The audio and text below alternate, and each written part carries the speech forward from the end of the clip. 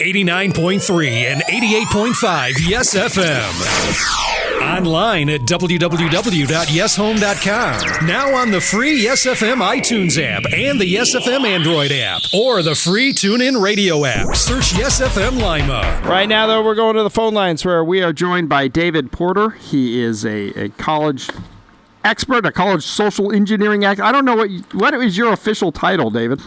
Well, after Dad, it's social architect and dining consultant. There you go. Social architect for colleges, and he's here to talk about planning your college campus visits, because it is that time of year where people are starting to make those visits and filling out their financial aid forms and getting all that stuff done. And I remember, years ago making those visits, and what are some keys to having a successful visit as opposed to, just kind of going down there and maybe not getting all the information you need and wondering what you did for the 2 hours you were there?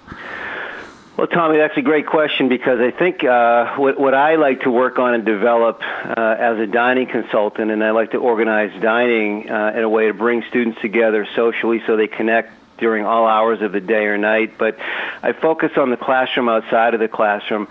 And I think it helps when parents and their sons and daughters look at that when they visit a campus too.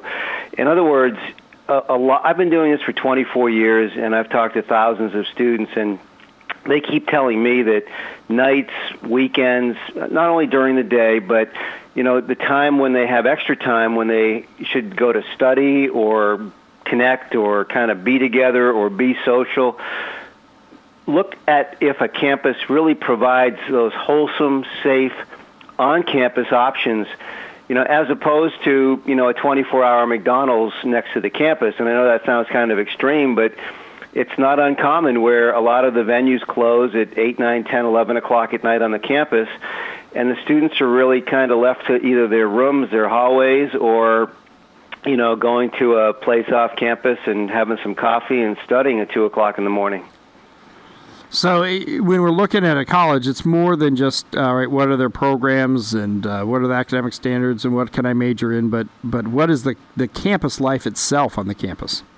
Absolutely. I mean, there are the academics, there's that classroom, and then there's the classroom outside of the classroom where I think a lot of parents and young people look forward to this college experience. And in my second book, the second edition of the Porter Principles, which is going to be coming out in about a month, I talk a lot about why do we pick a college? Why do we go to college? And most of the research I've seen from some studies has to do with students and parents wanting their sons and daughters to be financially independent at some level once they graduate, so they can kind of go off and have a good life, or at least begin that journey. So other than the academics, to learn while we're at college, the ability to kind of work together, socially collaborate. I call it face-to-face networking, the kind of networking where we can actually, build meaningful friendships and meaningful relationships, collaborate, problem solve, study, learn those skills, and even network, those skills that we're going to really need to flourish once we graduate in quote-unquote the real world. And, you mentioned the dining situation, and usually I think dining plans, especially for parents, you look at and think, well, okay, so what's it going to cost me, to buy a dining pass for the kids for the year? But looking beyond that, like you said, because it's always been that way, so much social interaction happens over meals and happens over eating. And like you said, that classroom outside of the classroom, that learning that happens, what can colleges do and what should parents look for and students look for in those dining options? I mean, what kind of dining should they look for? What kind of eating areas and hours and things like that should they see? Well, let's start with the hours. I mean, if you go to the website of a school or when you're visiting, well, first of all, just go and visit the facility, and there's that kind of feeling you have in terms of is it a nice, good, positive energy, a lot of people in there. But also look at the hours of operation. There are some schools that have hours of operation from 7 until 9:30 for breakfast, 11 until 2:30 for lunch, and from 4:30 to 7 for dinner, and that's it. And most students, don't even eat on that schedule when they're at home. So if a parent's going to spend a lot of money, or a student, for their meal plan, it's important to make sure you've got a plan that not only gives you access to good food in good locations, but when you want it, when you need it based on your schedule. The other extreme, Tommy, and I've done this at 4 campuses in North America, one at Simon Fraser University in Vancouver, British Columbia, one at the University of Mary in Bismarck, North Dakota, one at Lynn University in Boca Raton, Florida, and we've done a number of variations of this as my dining consultant practice in social architecture, where we've actually implemented 24-hour-a-day, 7-day-a-week dining and learning commons. So a student, mom and dad, when they go to that campus and they see the meal plan is the same price it always was, so that didn't change. But now their son or daughter has 24-hour-a-day unlimited access to a dining venue, which is now not just a dining venue, but it's also kind of modified, so it's a place where you can hang out and study and bump into your friends and have kind of that safe, wholesome place on campus to go any time of the day or night, and even on weekends. And that has proven to be very popular with the students. And believe it or not, students actually eat less food. Really? When they have access to it more? They get right, because I was on a campus yesterday up in Canada, and the students told me, it was up in Canton, New York. The students told me, Mr. Porter, with the meal plan the way it is now, it costs us $6 to go into the all-you-care-to-eat dining hall. And when we go into that dining hall, we make sure we're really hungry, and when we leave, we make sure we're really full because we want to get the biggest bang for our buck. But with the unlimited access, the students can always come back for seconds. They can always just pop in and visit a friend and not even eat anything without being charged. But on top of that, what we've effectively done is we've evolved it from just a pure dining transaction, going in there, getting food, eating, and leaving, to really a social transaction where students get to go and see their friends, eat with their friends, and maybe they go alone, but they bump into a friend and they get to collaborate. And we even offer, in some of these cases, free printing, scanning and printing. So it really encourages not only meets the fundamental need to eat, but it meets the need also to be able to have a safe, wholesome place on campus to study based on the schedule of a student. And I imagine, too, technology has probably changed that because, before you have to go to the library because if you got to look stuff up, you got to be there to get it physically. Now with, the internet, with Wi-Fi, laptops, tablets, you can go and sit in the dining area, get the access to the stuff you need, do your study in there, and be in that social environment.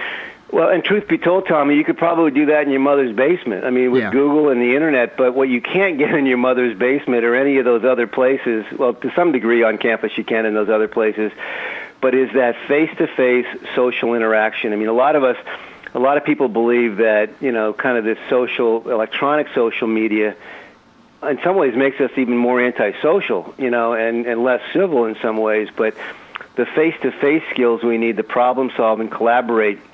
Let me give you an example of how seriously some universities are taking this. There are 3 universities I know of so far that are doing this, and I'm sure there are more, and they call it flipping the classroom. And it's when they actually have a class, but the student watches the lecture on their laptop in their residence hall or their home on or off campus. And when they come to class, as we would have traditionally considered it, that's where they work together and collaborate with their classmates. And the reason they're doing this is because schools know how important it is, some schools know anyway, not all of them, how important it is for students to learn collaborative skills, the ability to work with another person, socially navigate those easy situations and those difficult situations, and really, network to take that book smart advantage, and then, I guess, and learn some social intelligence. This classroom outside of the classroom is where we learn the social intelligence to network and to navigate our lives once we graduate. And so when a parent and a son and daughter go to a campus, you look for these opportunities. Look past the obvious. There's beautiful campus and beautiful buildings and student unions and housing and rec centers and maybe even a wonderful athletic team and great legacy, but then kind of drill down a little bit. Look where the housing is. Look what's going on in the evening after 8 o'clock. Most students are up until midnight or 1 or 2 in the morning studying or hanging out, and weekends are a good opportunity too. So what are the hours of operation? If the venues are only open, like let's say dining, for example, if it's only open for 2 hours on Saturday and 2 hours for Sunday, it's like, that's going to be a little bit of a challenge. Maybe I should be prepared to send my son or daughter some extra money. But if it's open 24/7 or from 7 a.m. to midnight, 7 days a week, that it's just one more little plus in the column of, this classroom outside of the classroom is going to help be safe, be social, be on campus, and really give my son or daughter the opportunity to make some friendships that most likely will last their whole lifetime. We're talking with David Porter. He is a social architect helping universities and colleges in developing their dining options and creating a great atmosphere on their campus for students, helping you plan your college campus visit by considering some things maybe you wouldn't have considered before. Hey, David, if folks want to find out more information about you and about the work you do, how can they do so? Well, you can go to www.pkcdavid.com. That's pkcdavid.com, and that'll take you to my consulting website. I've got a consulting firm for college and universities with my partner, Alvin Kaw. We do work all over North America. Also, my book is available there, The Porter Principles, and the second edition will be coming out in about a month. And that's got 3 new chapters that are really designed especially for parents and sons and daughters who are looking for campuses and which one to pick. And, of course, the books are available on BarnesandNoble.com and Amazon.com as well. And we have a copy of that book right here if you'd like a copy of it. 419-240-1937 or 1-800-457-1937. Hey, David, thanks so much for joining us this morning. It was good talking with you. Thanks, Tommy. Have a great day. Yes, FM.